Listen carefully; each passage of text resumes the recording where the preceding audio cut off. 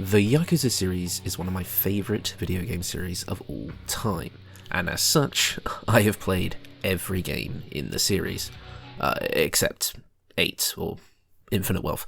No spoilers, please. And, you know, since I got this channel started by bringing a character from a series I love to a new game, I decided to do it again by playing as Kiryu Kazuma in Dragon's Dogma II. Dragon's Dogma II is quickly rising up the ranks to be one of my favourite RPGs, much like the original game. Everything meshes perfectly, from the world building and exploration to the pawn system connecting you to players from all over the world. And with the weapons skills mixed with the different vocations, or this game's version of classes you could call them, it creates some of the most satisfying combat I've experienced in a while, allowing you to fell mighty foes with swords, bows, and powerful magic. So how about we just ignore all of that? This is my attempt at a no-weapon run for Dragon's Dogma II.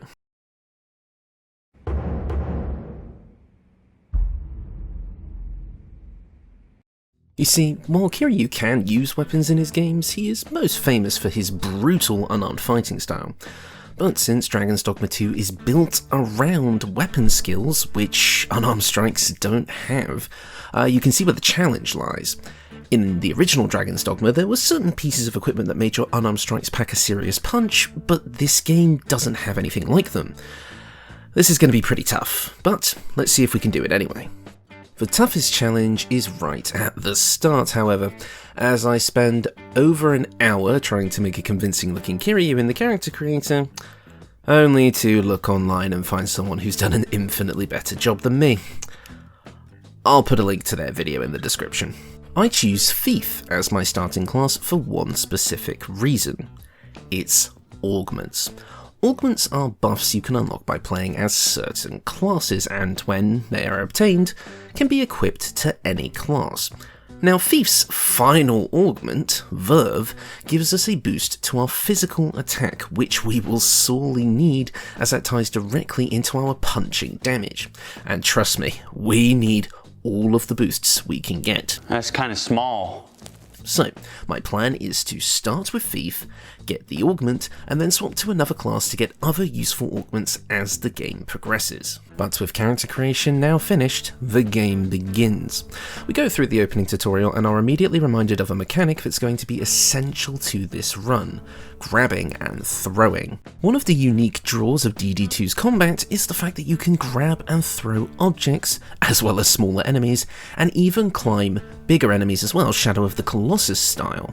Throwing is going to be essential to this run, as being able to throw enemies at each other and off of cliffs will help mitigate our low unarmed damage. And right on cue, a big monster shows up for us to test our strength on. The game tries to give me some daggers, but that's more Majima's thing, so I immediately unequip them.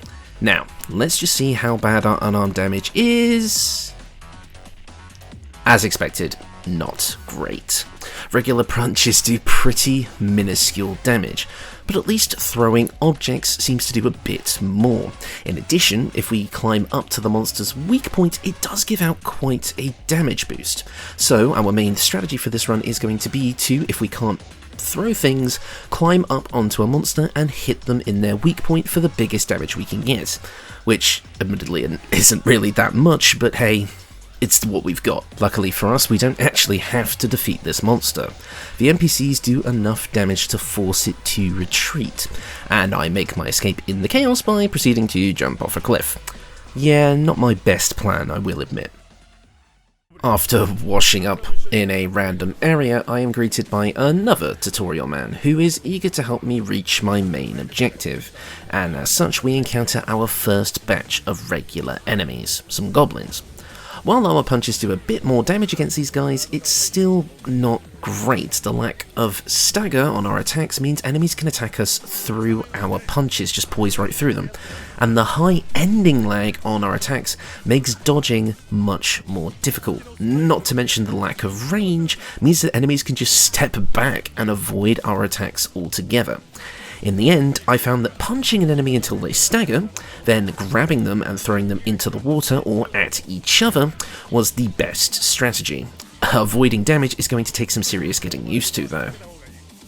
And after taking out a few enemies, I get hit with a surprise flying goblin attack, and we have our first death. The first of many. But not long after reviving and getting our revenge, we meet some pawns and get to create our own.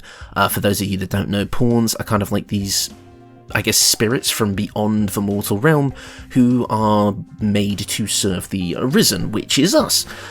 So basically, as we travel throughout the game, we'll be able to meet various different pawns, but for the most part, I won't be recruiting any other players' pawns, as I can't really guarantee that most of them would be doing unarmed damage unless I unequip their weapon, which makes them kind of useless anyway, so I'm going to be sticking to just creating my own pawn. But now, who should Kiryu Kazuma bring along on this adventure?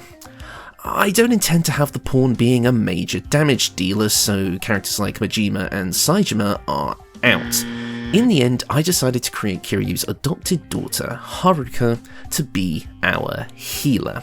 Because if they're not allowed to be a family in their games, then they can be one here. God damn it. Haruka is going to be a key factor in this run being possible, as having a healer is basically mandatory in this game. But since I don't want to kill the spirit of the run, she's not going to be attacking. I only plan to equip her with the basic starting weapons, so the damage will pretty much immediately fall off, and healing / buffing skills, so at least we're not going to be totally helpless in combat. While I can use the wait command to make it so Haruka only heals and buffs during fights, sometimes I forget to do this and she gets in a few very weak attacks that honestly do less than the unarmed damage, so I'm not really going to say this invalidates the run, but I know someone will point it out if I don't mention it. And not long after this, we came across the first major problem of the run: flying enemies. With no ranged attacks, they become extremely annoying to deal with.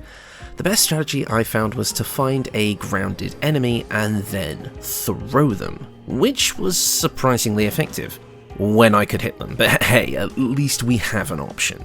I also found out that critical attacks can still do a decent chunk of damage even when unarmed. Critical attacks can be done when you knock down an enemy or stun them enough so that they are vulnerable. They'll do like a little stagger animation and kind of like a shockwave effect comes out, that's how you know you can do it. And I'll say, the unarmed critical attacks are extremely satisfying. One of them is straight up a Shoryuken, which is amazing, and then the other one is kind of like this, even like kind of like Yakuza style face stomp. Oh, I love them, they're extremely cool. After a quick detour for story reasons, we're finally on our way to the capital city of Vermund, Vernworth. We want to get to Vernworth as quickly as we can, as doing so triggers every other main and side quest to start, giving us the ability to start acquiring items for our build. As we travel along, we fight a lot of enemies. It gives me some practice on how to play with this style of combat, and I start to get the hang of things. But then we come to my first big concern of the run.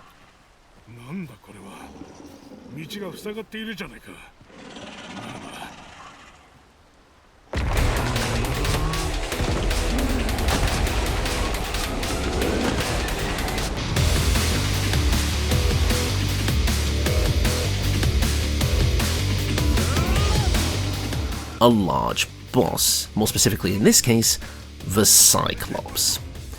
I was worried that my damage output was going to be miserable, but I was pleasantly surprised. A couple of well-placed rocks to the head ended up knocking the beast down, to which I climbed up on its face and proceeded to knee it in the eye repeatedly. The damage was surprisingly decent. Not good, but decent, especially considering I didn't have any of the gear for my build yet. I decided to finish the boss in style by punching down this rock wall, which caused a torrent of water to finish the Cyclops off for good. First boss down, and I'm actually optimistic. Let's see how long that lasts.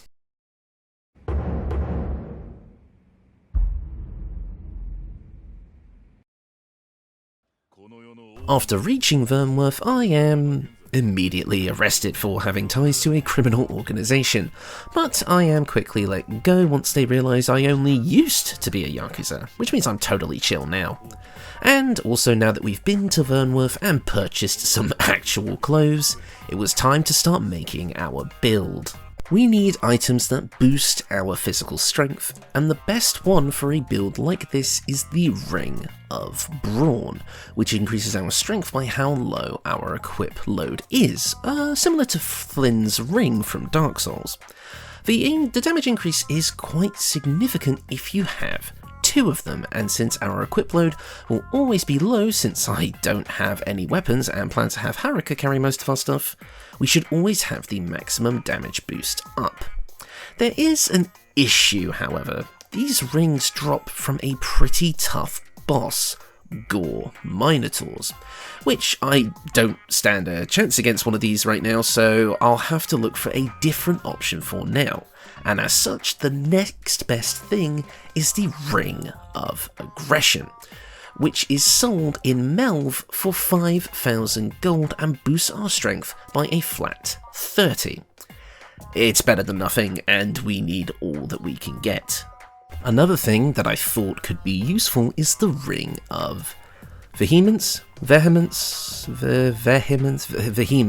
Ring of Vehemence, which increases our knockdown power.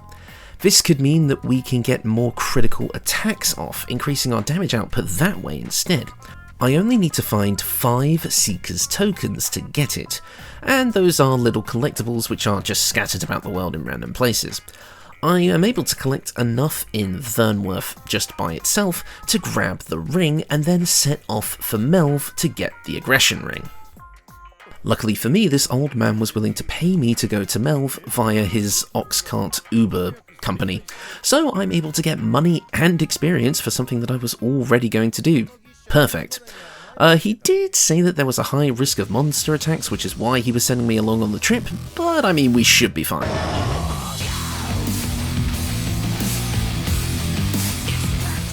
It was at this point that I realised how deep in it I actually was. My attacks did nothing. And I mean nothing, look at this. The new ring helped to keep the boss stagger locked as I stomped on his head for 2 minutes while the guards did some damage. So, I mean, if we keep going like this, beating the ogre was only a matter of time.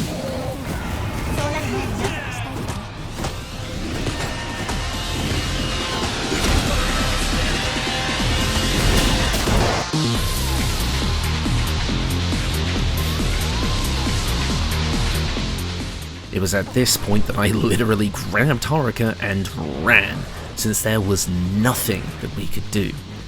Unfortunately, we were ambushed by thugs who really thought a double monster attack was a good time to try and rob me, and I ended up being chased by both bosses and subsequently dying. There's another one to add to the list.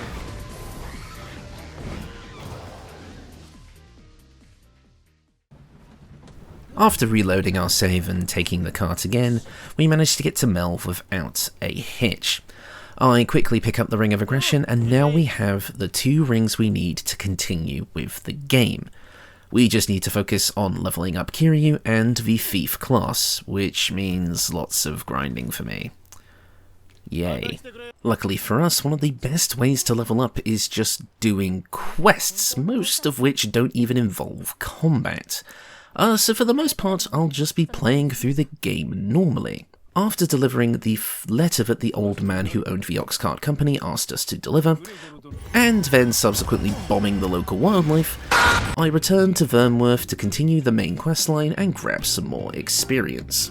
Unfortunately, these quests only give us regular experience, while classes/vocations have to be leveled up through discipline experience, which is kind of this sub-experience that goes just into your vocations and can only be gained by defeating monsters. So unfortunately, if a quest doesn't have combat, we're not going to be leveling up our Thief class, so we're going to have to make sure we get some fights in there regardless. Speaking to Captain Brandt, we get our main quests. We get a bunch of different ones at once and we can kind of complete them in any order, but long story short, we are the Arisen, and as such we are the rightful ruler of Vermund, and as such we need to dethrone the current ruler who is pretending to be the true Arisen. This means that we need to do a bunch of quests to get the people on our side to undermine the rule of the false leader. We get 3 quests: break a prisoner out of jail, easy enough. steal some sensitive information from the castle, and finally, 3 separate monster culling quests. Having played these quests before in my personal playthrough, I wasn't worried about most of them. 2 of them don't require any combat, and 2 of the monster culling quests specifically have groups of NPCs there to assist. There was one quest that did worry me though, and that was Trevo Mine. Up until now, most of the fights we've been in, we've had the help of nearby NPCs with actual weapons and attacks to clear out enemies, but Trevo Mine was a large dungeon crawl where we have to kill every goblin inside, and it's just myself and Haruka. If I don't have enough power, this could be a serious roadblock to the run.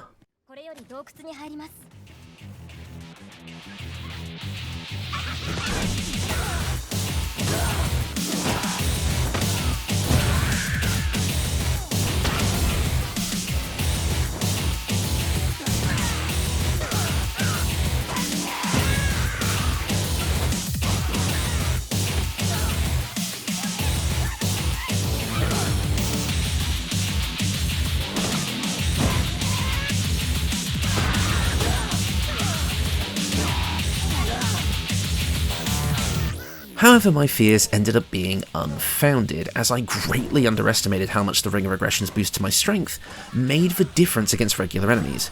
Bosses was still an issue, a major issue, but regular goblins were no trouble.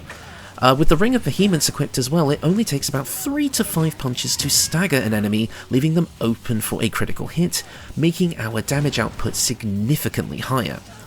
Trevo Mine was it was a cakewalk. No special strategies needed, just a lot of punching, throwing, and face stomping. In fact, I've thrown goblins so many times that Haruka has started doing it as well, as pawns actually learn and mimic your combat style in game. Kiryu would be proud. But the main quest isn't the only reason we're here. There's a certain item we need from Trevo Mine that will help us out immensely later on, and that's a greatsword. Even though we don't use weapons, we still need a greatsword to unlock the Warrior vocation, which boasts the highest base strength of any class. Once we finish leveling up Thief for the augments, we'll want to switch to Warrior for maximum damage. And with that, we're done with this batch of quests. Honestly, not too bad. The main trouble I had was getting from place to place, as enemy ambushes I weren't prepared for often meant death. In fact, there were a few. We're up to 16 deaths so far. We return to Vernworth to turn in our quests, gaining a couple of levels in the process, and then we get the next big batch of quests. These ones quite simple again. We only need to infiltrate the castle once more to gain info on a man named Allard, go to a masquerade ball to get close to the false king in order to learn more about him, and then go to what we believe to be his home village to do the same.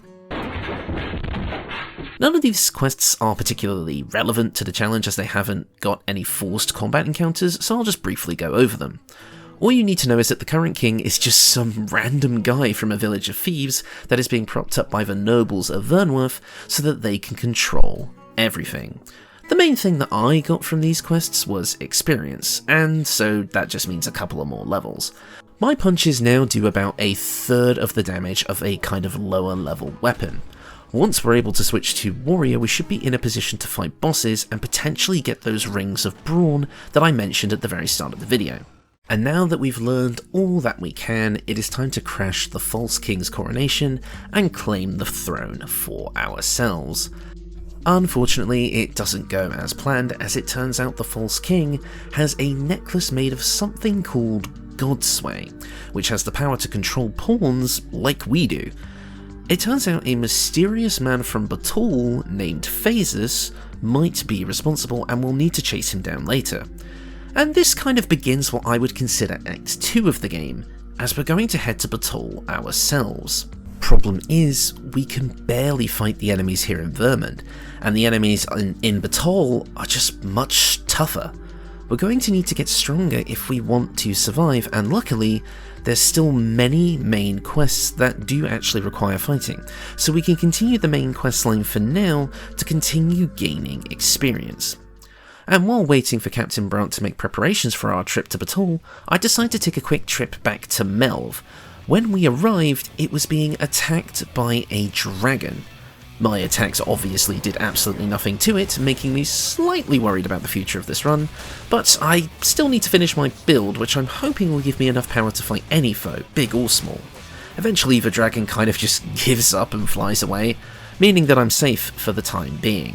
I was able to gain a new vocation here, Mystic Spearhand. It does have some useful augments that can help in the run, but I won't focus on getting them unless it becomes absolutely necessary. I will also mention at this point that Haruka has gotten a few upgrades. She can now heal a bit more effectively, cure debuffs like burn, poison, and drenched, oddly enough, you know, when you get covered in water, I don't know why, and also can even make us faster with a haste spell. And she even can create a barrier that protects us from all damage. That's right, all damage. For her, this effect lasts for a few hits. For us, it has a slightly lesser effect that only protects us from one hit. And there are a few skills that do this in the game, but this is the only one that we have access to. Despite this, these buffs are going to be essential for the run going forward. We return to Captain Brandt, who has secured a border pass for me to be able to enter Battahl, which is where we're heading next. I guess it's time to see just how underpowered I actually am. On the way though, just outside of Vernworth, I was able to secure my first boss kill with only unarmed damage. It was tough and took about 5 minutes of kicking it in the head, but I was able to pull through by the end. There's hope, guys. Trust me. And then we encountered a Drake. Went about as well as you'd expect.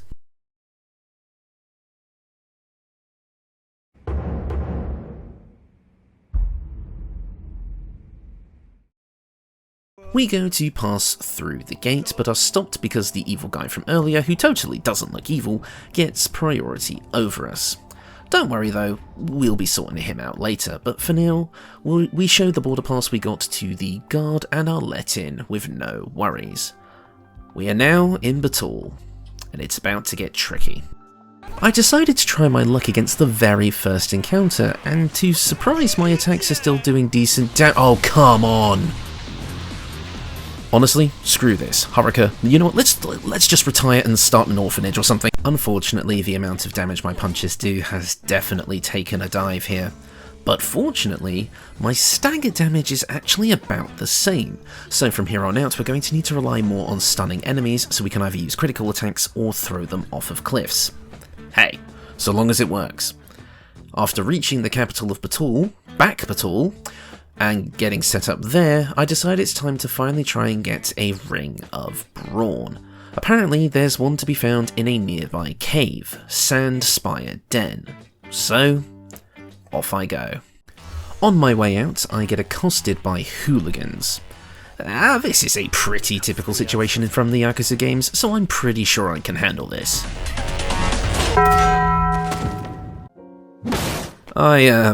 I decided to leave town as quickly as possible. Had other things to do, you know, important things. Upon entering the Sandspire Den, my heart sank. Inside the cave was a Gore Minotaur, which the wiki claimed that the Ring of Brawn was a 12% drop chance from. Is this what the random person online on the wiki page's comment section meant when they said that the ring was in here? I quickly scrambled to check all of the chests in the room, dying multiple times to the beast, but then... Escaping with the ring successfully, it was now time to try it out. Apparently, the ring gets its full effect if you have less than 10 kilograms of weight on you. So, let's test for damage.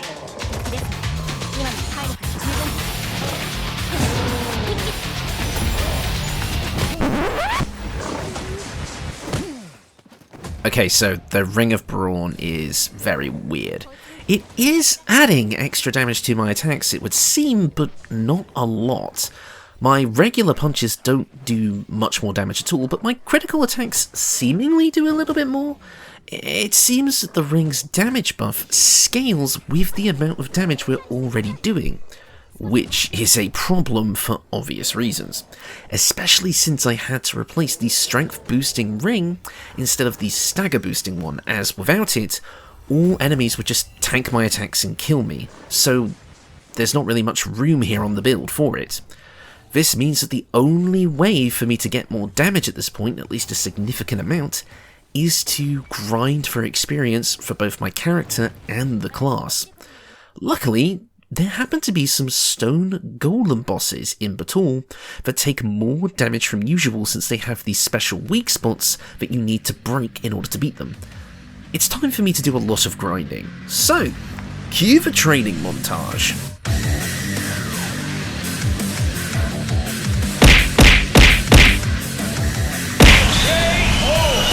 What is that? What the fuck is that? Fight back! Fight back! Help! Help me! Think you can take me? I hope so. Shine.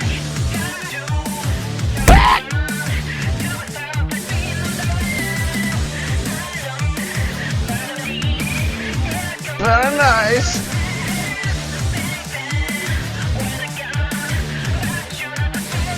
I've fallen and I can't get up.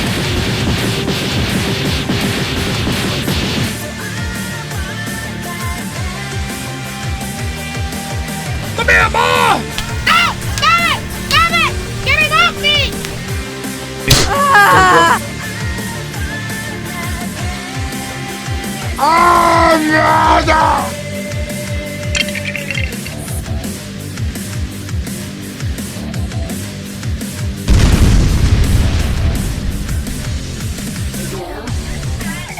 Nom, nom, nom, nom, nom. Hey yo, what the fuck?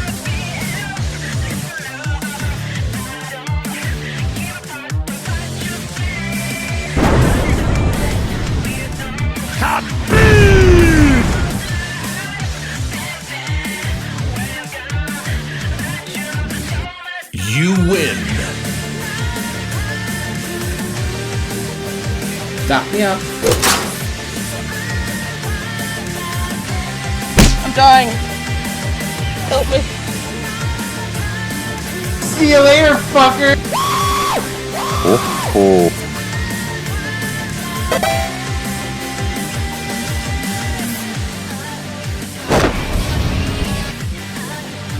Okay, we've officially finished grinding. For now. We've reached level 30, maxed out Thief and obtained the Strength Augment, and have now switched to the Warrior vocation. The shirt comes off and the difference is night and day. We get a huge power boost with our new base strength stacked with our buffs, and we're incredibly tanky with more maximum HP, and the Warrior comes with high knockdown resistance, meaning that we're able to do real damage to both enemies and bosses now. We're nowhere near the required amount of strength needed to beat the final boss yet, but that will come with time. And you may have noticed that I hired some extra pawns during that little montage. What I did was I hired a couple of warriors and then unequipped their weapons, so they were only doing unarmed damage and basically kind of just there to soak up hits for me. No cheating, no breaking the rules of the run here. Another thing that I have to point out though is this mother. This griffin has been a thorn in my side this entire run. For as long as I've been in Battahl and even back in Vernworth, if I'm in a fight for more than a few minutes, he basically invades my encounter and messes everything up. He'll go away after a while, but usually he will have killed me by then and has killed me more times than I care to mention. He's everywhere. When we're strong enough, I'm getting revenge.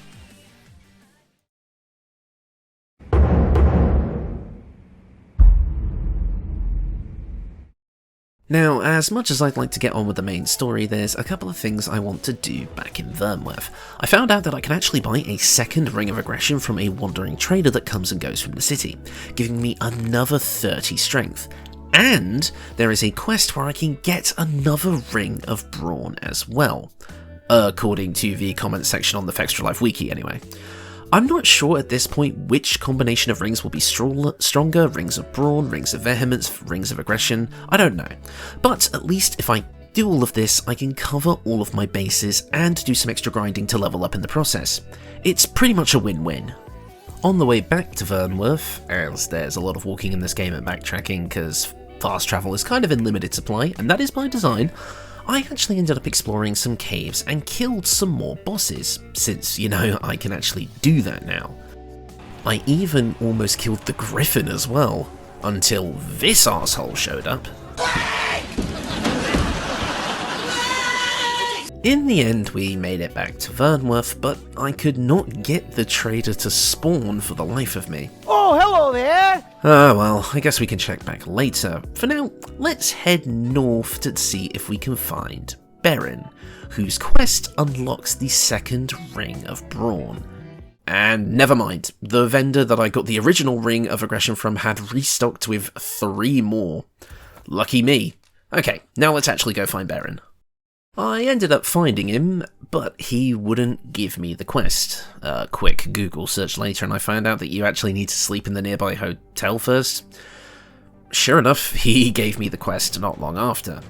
Now, Battahl wants me to do a couple of tasks. I need to find 3 swords, which is simple enough, I'll just buy them in Vernworth, but I also need to find a new recruit for him to train. That's the tricky part, as the quest gives you absolutely no indication as to who this might be or where you might find them.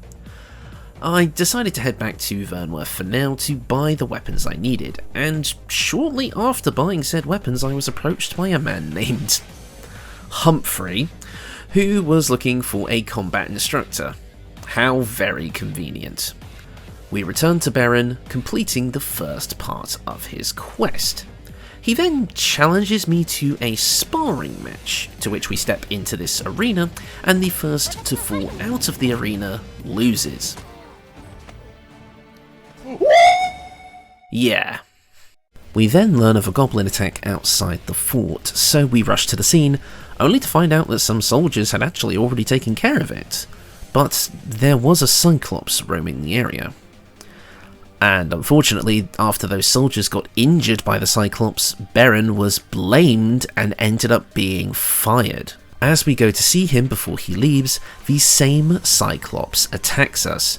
I punch him in the eye, and other places, until he's good and dead, finishing the quest. Now, apparently the Ring of Brawn will be sent to our house in a few days. Oh yeah, I bought a couple of houses. What? All that grinding meant I had a lot of monster materials to sell. Made some serious bank, seriously. Regardless, we're able to return to the main quest now, while we wait for the ring to be delivered. Hi there, currently editing the video Hobo here, and I was going back through my footage because I could not find a single clip of me obtaining that second Ring of Brawn, you know, from this quest. And then I went back and looked through my script, and then I realised I never actually mentioned it in my script either. I completely forgot to get the second Ring of Brawn, meaning that entire side quest was completely pointless, and I kind of just wasted a large chunk of time. Apologies about that. I'm an idiot. Now, for those of you that need a refresher, hell, I do. For me, it's been a few days since I've been doing all this grinding and side questing. We're trying to find out what a God Sway is and how Evil McEvilson is using it to control pawns. All good? Good. We met this dude named Ambrosius, who asked us to collect these blue crystals scattered all over the beach. Once we turn them over to him, he decides to completely divulge that these crystals are what they use to make the God Sway, and exactly how they're used to control the pawns. No, I'm not joking, he just kind of gives us, a random stranger, information about his boss's closely guarded secret. Probably not going to last that long in this industry, bud. I'll be honest, not much happens for a while. It's mainly just going around and talking to various NPCs to learn more things about the main plot. In fact, there's barely any mandatory boss fights in the main game. I think that actually says a lot about Dragon's Dogma's unique game design. The game is more about the journey than the destination in the most literal sense, to the point that all of the boss fights in the game are just things that you encounter on your way to your objectives and can be avoided or missed entirely. The way this game actually encourages exploration is amazing. There's huge quest lines and even towns that you miss entirely if you just follow the main plot. Honestly, I love this game. So well done. A lot of the next few quests is just us talking to NPCs, so I'll go over the highlights. We end up speaking to a few people before a castle rises up out of the ocean, for some reason, and we proceed to meet the spirit of the founder of Vernworth, who was also an Arisen. He gives us the God's Bane blade, which is an object made of pure god sway, which also ends up waking up a giant golem. More on him later. Yeah, at this point I kind of just lost the plot a bit too, but hey, we got plenty more experience, so that's nice. The God's Bane blade that we got is a little bit dulled, since it was kept in an underwater castle for hundreds of years, so we need to take it to Ambrosius to fix it up. And for the record, a name as cool as the God's Bane blade being wasted on a sword that you can't even equip as a weapon is just weird, man. I mean, it's too cool of a name. Come on. We return to Ambrosius and he gets a little excited when we show him the blade. Turns out he and Phasus, or Evil McEvilson if you prefer, wanted to defeat the dragon as well, so it might actually be worth our while to help them out for a little bit longer. But now we have a pretty huge problem. We need to kill a drake to get the materials needed to fix the blade. I haven't even been able to kill a griffin yet, so how I'm going to take out a drake is beyond me at the moment. But I do have a plan. There is a special vocation made just for the player character, Warfarer. Warfarer is unique because it can equip weapons, armor, and skills from any class in the game, and even swap between those weapons on the fly.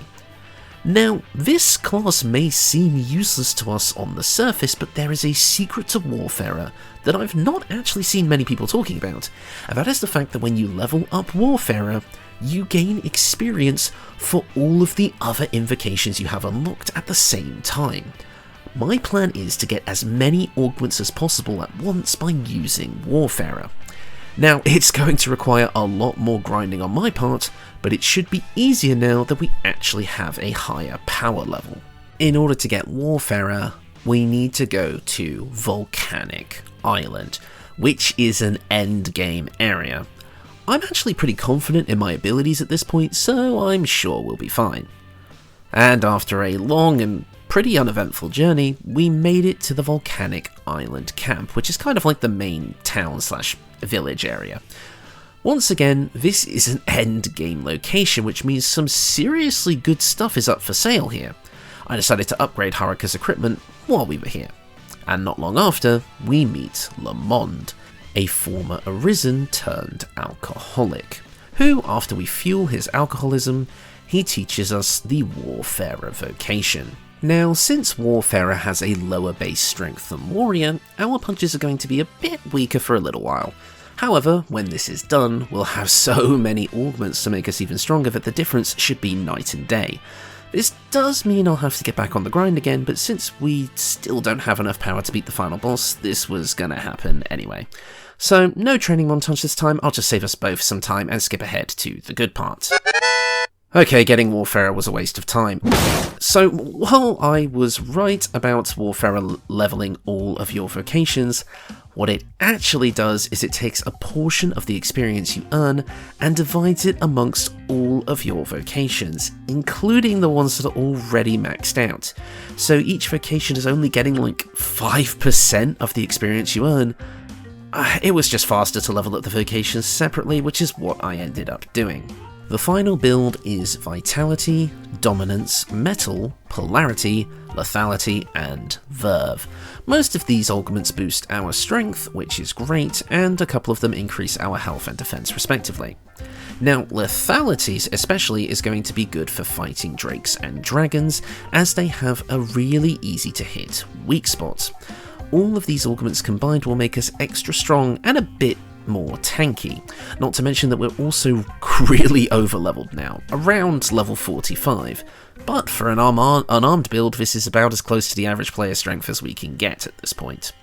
Now, as much as I would like to get on with killing a drake, I do have one more stop to make first.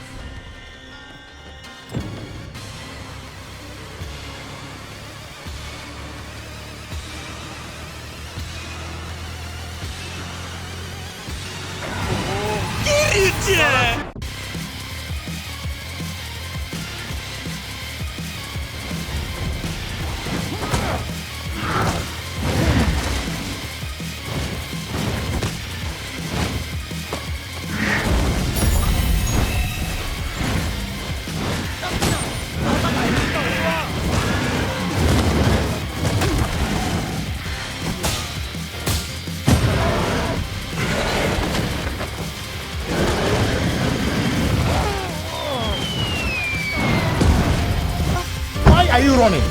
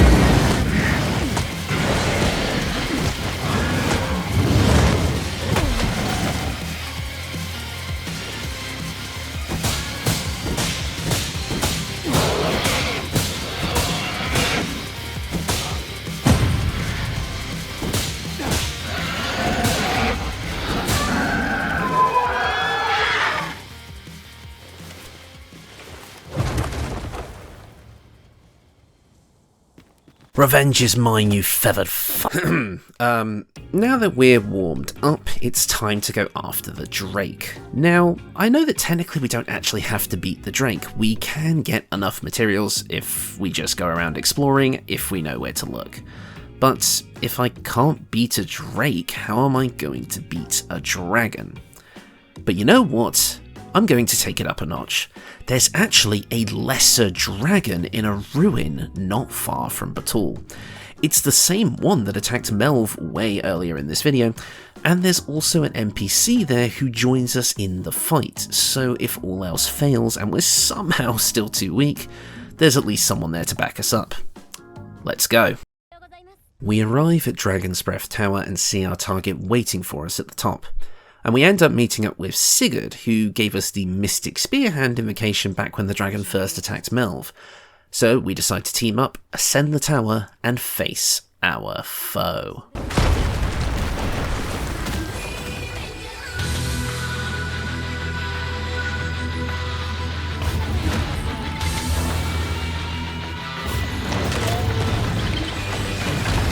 The Lesser Dragon fight is a bit different than your average Drake, which actually works to our advantage. Being flawed copies of a true dragon, they have these rotten pustules all over their body. breaking them all before they can regenerate guarantees a knockdown for a critical hit, which for us does a ton of damage. Luckily for me, I now have more than enough power to finish this.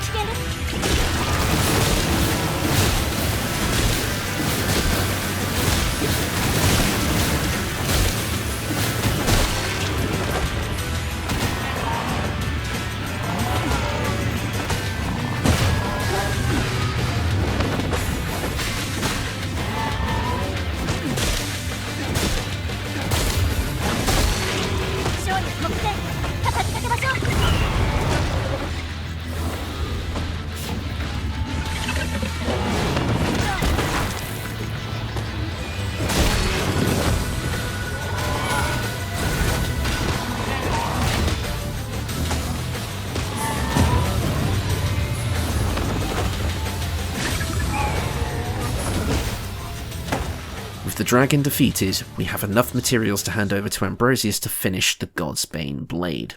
There's nothing else to it. It's time to finish this game. We give him the materials and he is able to reforge the blade. He was going to take it to Phases himself, but after some convincing from my spooky ghost friend, he gave it to me instead. Oh, right, I've never actually mentioned the spooky ghost man, have I? I have no idea what his deal is, but he's been helping me this whole time. He's been here since like the first 10 minutes of the game, showing up to tell me where to go next in the main quest. Yeah, I'm sure he only has the purest of intentions. But with the blade in hand, it is time to head to Moonglint Tower, which is located at the prison where we first started the game. Phases is heading there as well to use his incomplete Godsway to try and defeat the dragon. So we need to get there before he does and messes everything up. However, there's a new problem. A large stone colossus has risen up from the sea and is also pursuing Phases. And it's about to charge right through a couple of villages in order to do it, so we're going to need to take it down.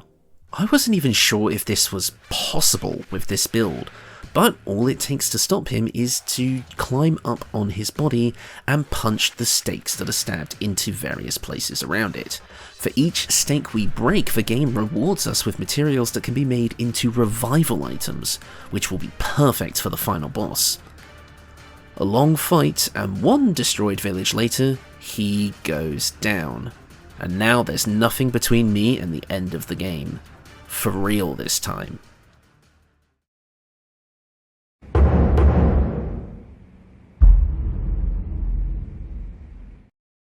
I decided to leave Haruka behind for this one, as this is something I have to do alone.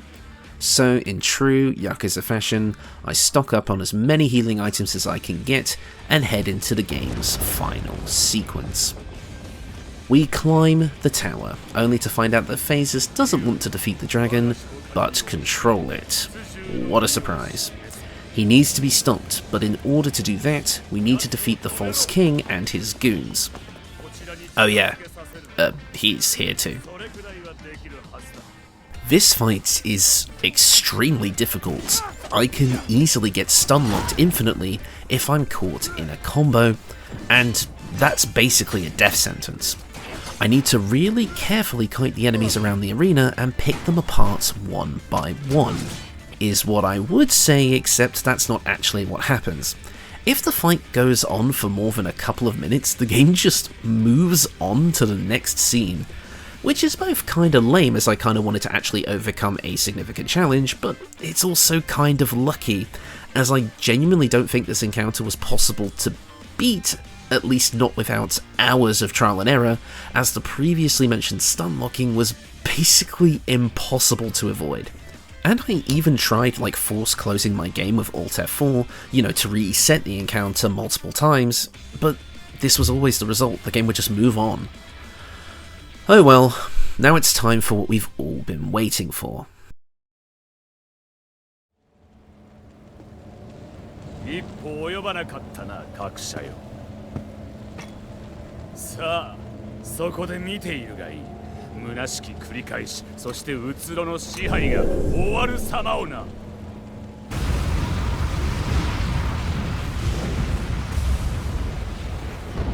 今儀式はなされた。竜は来たれり。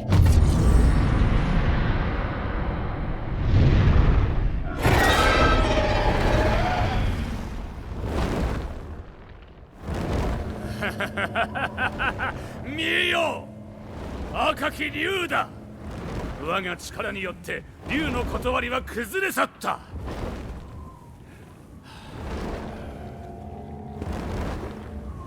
断りにとらわれた貴様にはわかるまい。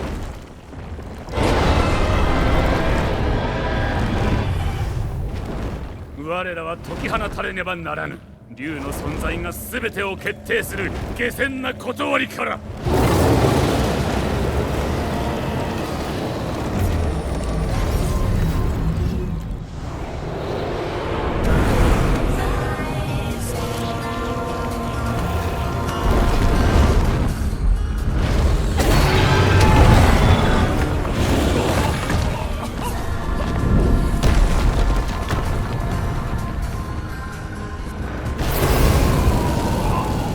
Phases summons what he thinks is the dragon, but then is quickly humbled. The true dragon kills the lesser one, and we are faced with a choice. Sacrifice an innocent life and walk away, or stand and fight. You already know what I chose.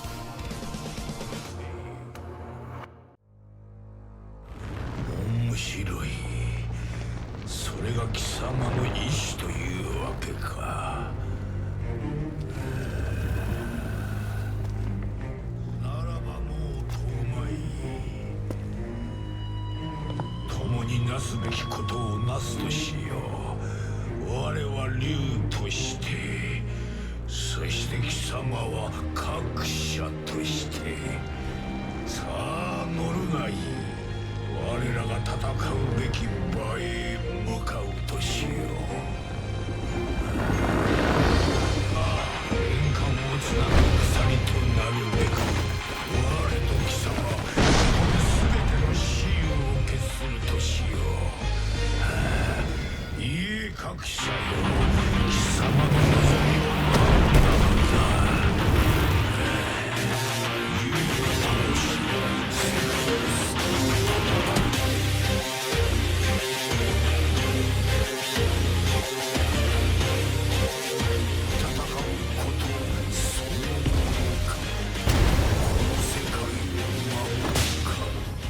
To my immediate surprise, my damage is actually surprisingly good.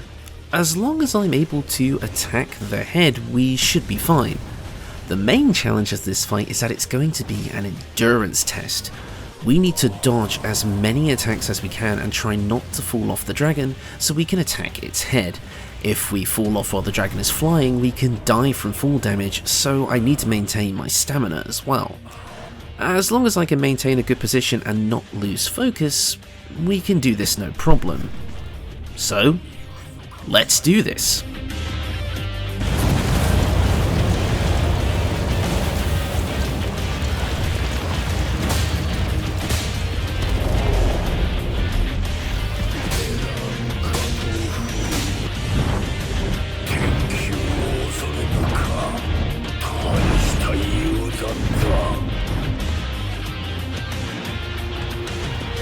The fight itself isn't too bad. It starts off quite cinematic, but then towards the latter half of the fight, it boils down to just climb up on the dragon's back, do some damage, fall off, repeat. However, there were some aspects that made this fight a little bit trickier. Climbing up on the dragon could sometimes be difficult as he constantly moves around to face me, as I'm the only target. In addition, he has an extremely powerful move that will insta-kill me if I don't spam healing items as I get hit.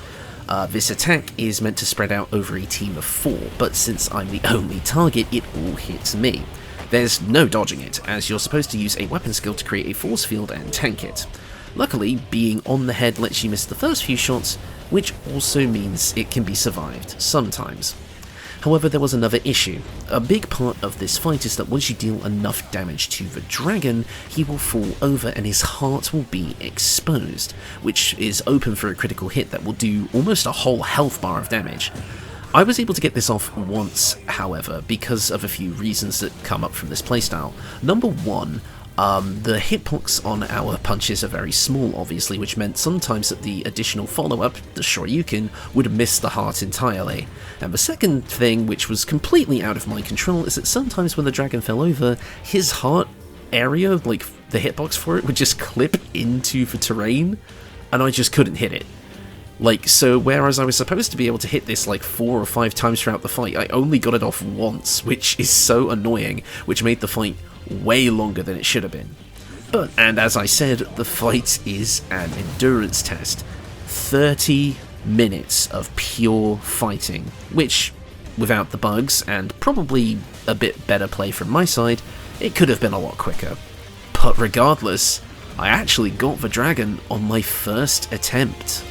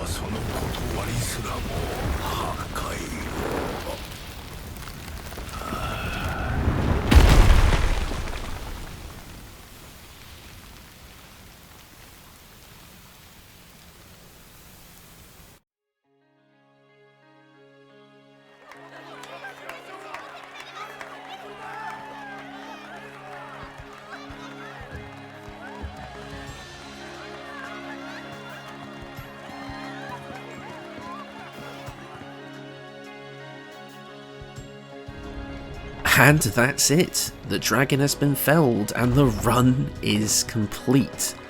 You know, I think I was greatly over-prepared for this fight, as it wasn't nearly as challenging as I thought it would be. But, with the dragon defeated, we have saved the realm. We are crowned King of Vermund as the credits roll.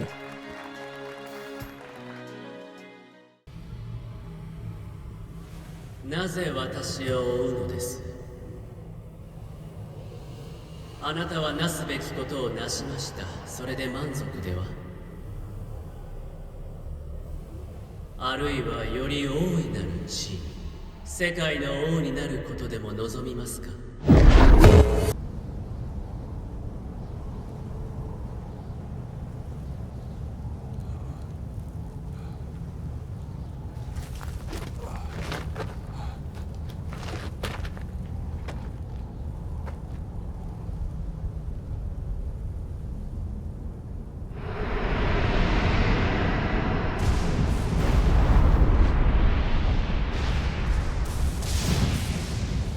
Oh.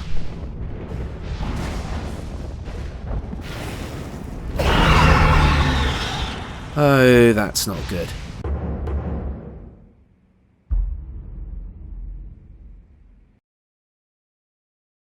Alright, so what did you think of that? About a month of recording, gameplay, editing, all that sort of thing culminates into my first ever challenge run video. And what a time it was. It was very, very interesting to approach a game from a somewhat challenging angle like that, especially a newer game which I had some familiarity with but not enough to be an expert, and it really made me see the game in a whole new way. As far as the actual run itself goes under these restrictions, basically only dealing direct damage through unarmed damage or throwing, would I recommend someone playing this run? Or attempting it at least? Honestly, no. Basically, the run boils down to just being able to do things in-game later than the average player. And by that I mean doing damage, accessing various areas because you're at the right sort of skill level and power level. Like, it all just happens later, and you basically just fill that extra time by grinding. So, overall, playing the whole game with only unarmed damage, honestly, I can't recommend it. It was a slog quite a lot of the time, which I guess most challenge runs can be, as well as just having times where like I just died so often that it became so frustrating and I just didn't want to do the run anymore, and I nearly gave up a few times, but I stuck with it. Now, playing with unarmed combat in Dragon's Dogma just to test it out, have some fun, and maybe fight a few bosses in that way, I absolutely recommend. It forces you to completely rethink your playstyle, using things in the environment more, aiming for weak spots more, not just spamming spells or powerful weapon skills to just get your way every time. You actually have to think, like, for example, luring a big boss enemy over a bridge and then breaking the bridge and doing things that way. These are all things that Dragon's Dogma naturally encourages, but it does so even more when you are forced to use those options as kind of your main damage dealers. Eventually I got to the point where I was so overleveled, like I said, around level 45, we finished the game at level 47, where I was just so powerful that my unarmed strikes, at the very least when enemies were knocked down, just did a hell of a lot of damage anyway. And there may have been some parts in the video where it's like, oh, by the way, I went and did this side quest or went and got this thing, like the Ring of Brawn, for example, and then never ended up using them. Well, that was because I actually wanted to show my process, my trial and error of going through the game and trying out these different things to see what worked. So I decided to kind of end off the video here with something a bit more similar to my regular style of videos, where I'm just going to kind of talk about the build, what worked, what didn't, and if you want to attempt this run for yourself, which, while I don't recommend the whole game, it's definitely an interesting playstyle to try out, so I'll kind of show you what I went through, and how I kind of came to the conclusions that I did. So, basically the main way you kind of build in Dragon's Dogma is three things: your vocation, your rings, and your augments. And with this, I kind of knew what I was going to do right off the bat. I knew I wanted to level up Thief to get the Verve augment, if I go over here, to be able to increase our maximum strength. I mean, that just made it really... I mean, that just seemed right to me. Basically, we needed as much physical strength as we could get to deal the most amount of damage possible, because in normal playthroughs, things like polarity, polarity and lethality and verve, they don't really matter so much, as they're not really worth it because your weapons deal so much damage, but the meager bonuses to strength that these give, that are usually only applied to your base strength, not your weapon strength, really didn't affect your damage at all. But in a run like this, every little bit of extra damage we could eke out really made the difference, and you saw in the end, with the final boss, the dragon, final boss in quotations, as you know, part 2 could happen, you can really see the damage rank up. Once we hit that critical hit, we did nearly an entire health bar with just a single hit. So you really kind of have to eke out as much damage as you can. If you were to attempt this run though, I would have to say that polarity and lethality might be overkill. At the very least, polarity is. As you can see here, I have Warrior, Archer, Warrior maxed out, Fighter at level 2, Archer at rank 8, Mage at level 2, Thief maxed out, Warrior maxed out, Mystic Spirit Hand at rank 6, and Warfarer at rank 4. I would say you only need Fighter and Mage at rank 2, and Thief maxed out can be considered optional, but I definitely recommend it, and you mainly want to be playing as Warrior, because if you go for Mage and Fighter at rank 2, you get Metal, which is a really useful defensive thing as well, and you can get Mage at rank 2 and kind of replace polarity or lethality to boost up your magic damage, your magic defense as well. And yeah, overall, mainly you just kind of want to focus on getting augments that can help out in small places. In fact, Archer also comes with endurance, increasing your maximum stamina, highly recommend, and Warrior's most important kind of things would be, augments would be dominance, which gives you more knockdown power. And that's kind of the main thing. So let's actually have a look at our stats here. Strength, flat 400. Very, very good. Defense, very, very good. Magic and magic defense, not so great. But again, I wasn't too worried about magic defense in this run, as it's very, very easy to kind of dodge big magic attacks with this playstyle, so I'm not going to be taking a huge amount of damage. It only really came up in the final boss where that became an issue with that big magic damage attack, but I have a feeling that would have KO'd anybody, so not really worried about that. But the single most important stat of the build is knockdown power. Knockdown power is just straight up the most important thing, by far. Being able to knock down enemies quicker to get those critical hits off led to more damage more often than just going for things like the Rings of Brawn and the Ring of Aggression on its own. Because if you can see here, if I just kind of back out for a minute, we can see the rings that I have equipped here. I've got 2 Rings of Aggression, which is what's boosting my attack up so much. But the Ring of Vehemence, whatever it's called, was definitely the most important ring of the game. This mixed with Dominance basically made it so we could knock down enemies all the time. So what you would kind of want to do is, for regular enemies, you would just have the Ring of Aggression and the Ring of Vehemence to just get off those critical strikes every like 2 to 3 punches, as you saw in the footage. And then if you're fighting a big boss, if you can't knock down the big boss, which a lot of them you can't, you're just not doing enough damage in a short enough time, then just equip the 2 Rings of Aggression and go ham. Otherwise, if it is a boss you can knock down, like say a Drake or the Dragon, equip the Ring of Vehemence, and once they're knocked down, swap to the double Ring of Aggression to deal maximum damage. The reason I didn't end up going with the Ring of Brawn so much was because of the fact that it limits how much we can carry, because the Ring of Brawn is basically like Flint's ring from Dark Souls, as I said in the video, and it gets more strength the less weight we're carrying. But unfortunately, carrying less weight means less items, healing items, stamina recovery items, revival items. I found that in the end, for a run like this, where a lot of fights are endurance tests, it wasn't really worth eking out that little bit of extra damage for the sake of not being able to carry any items. And in the end, that ended up making the most sense, so unfortunately the Ring of Brawn just didn't work out. Besides, I forgot to get the second one anyway, but maybe if I got that second one, it might have made the difference, but I don't know. There's room for testing there. The other ring I will mention is the Ring of Skullduggery, which is a ring that increases the damage dealt when attacking foes from behind. If you wanted to, you could go for like a tanky main pawn strategy. If you don't want to bring a healer, have them be a warrior as well, giving them, you know, augments that cause enemies to aggro towards them, and then just attack from behind with this ring to deal more damage that way. There's multiple ways you can approach this, it's entirely up to you. But yeah, back to the main stats. So now with the Ring of Vehemence equipped, you can see our knockdown power went from like 76 to 190, and this is about enough to knock down most of the enemies in the game that aren't bosses, and quite a lot of bosses as well, just not all of them. So with this is kind of how you're going to be getting your main bulk of damage. So I would say grab 2 Rings of Aggression and the Ring of Vehemence, which are both really, really easy to get. Attack with the Ring of Vehemence until they get knocked down, then swap to the Ring of Aggression kind of mid-fight to get that maximum amount of damage. For regular enemies, you don't have to worry about ring swapping so much, as even without the Ring of the second Ring of Aggression, you will kill most things, but with bosses, you definitely want to do that swap. And you'll find with bigger bosses, once you knock them down, make sure you don't do the critical hit right away. Attack them with regular attacks first, and then right before they're about to get up, hit them with the critical hit to get the maximum amount of damage. You'll see, like in the Griffin fight and the Dragon fight, I will attack weak points for a bit first before dealing the critical hit blow, which maximizes the amount of damage you get out of each stagger. So that's about how you want to do it if you're playing with this style. And as I said before, don't shirk thrown objects. Explosive barrels, stones, they all can do massive amount of damage.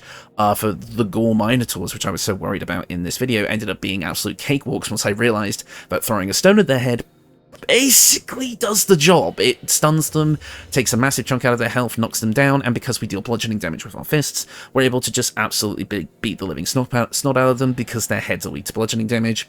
And yeah, I would say, out of all the fights in this game, the earlier boss fights were definitely the trickiest, where I didn't have my full power while I was playing as Thief. Obviously I was very, very squishy, because Thief is not meant to take attacks, but unfortunately in our case we kind of had to. So, and that was when the run was at its most frustrating, is when we kind of hit level 20. I was in Battahl, and was getting just one-shot by everything, because Thief, again, can't take hits. So, you know, that was kind of when the run was at its most difficult, and I would definitely say those early Battahl fights, especially before I really got into the grind, were definitely the trickiest. Like I showed in the training montage, like a lot of fights. I did not show a lot of deaths.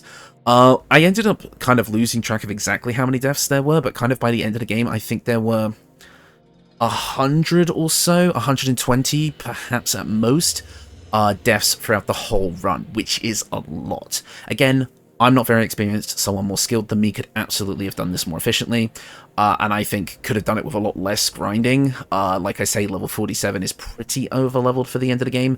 I think when I first hit the credits and got to the kind of post-game, which is what I hinted at in the ending there, I was level like in the high 30s, so I'm about 10 levels higher than I should be, really. But yeah, that is the build, that is the run. I don't think there's anything else to mention, so I'll quickly sum up my thoughts. If you want to do this run, don't make the same mistakes I did. Just use Rings of Regression and Vehemence and you'll be fine, but I personally don't recommend this run because you are going to be doing a lot of grinding, and there is going to be a lot of frustration kind of in the early to mid-game. By the time you kind of reach the later game, though, you will feel pretty damn powerful. I can see why people do challenge runs now. I never really understood people putting themselves through this sort of thing other than for the sake of entertainment, but now that I've actually done one, that feeling of catharsis when you finally hit that level of power where despite all the restrictions you placed on yourself, you're still kicking absolute arse, it feels amazing and is absolutely something. And again, if you want to push yourself through this and get to that point, the feeling of gratification is stellar. But yeah, that's going to do it from me. I won't prattle on too long as this video has been long enough as it is, but I severely hope you enjoyed watching. I absolutely loved making this, getting to flex what little editing skills I have. Every once in a while is quite fun. Don't get me wrong, there were some parts of this video that I know were cringe, the meme overload in the training montage, for example, but I hope that at least you got a few laughs, or maybe found something interesting about it, or maybe inspired you to maybe try something like this for yourself, or hell, pick up Dragon's Dogma. I know it had its controversies, and I know it has its faults, but it's still, in my opinion, one of my favourite RPG games, and it's just so fun to play. It's definitely warranted multiple playthroughs from me, hence this video. And I hope that if you guys have a chance, you can give it a try, because I genuinely think it's worth it. Let me know if you actually want a part 2. It takes a lot of effort to make these videos. Like I said, this was about a month kind of in the making, from like kind of first playing the game to finalizing the edits was about a month. I started at the beginning of April, so if you guys want a part 2, you have to let me know. I said part 2 will be coming eventually, but honestly, it will be gauged by interest, so if you want a part 2, please let me know below. But anyways, thank you all so much for watching, and I will see you all next time.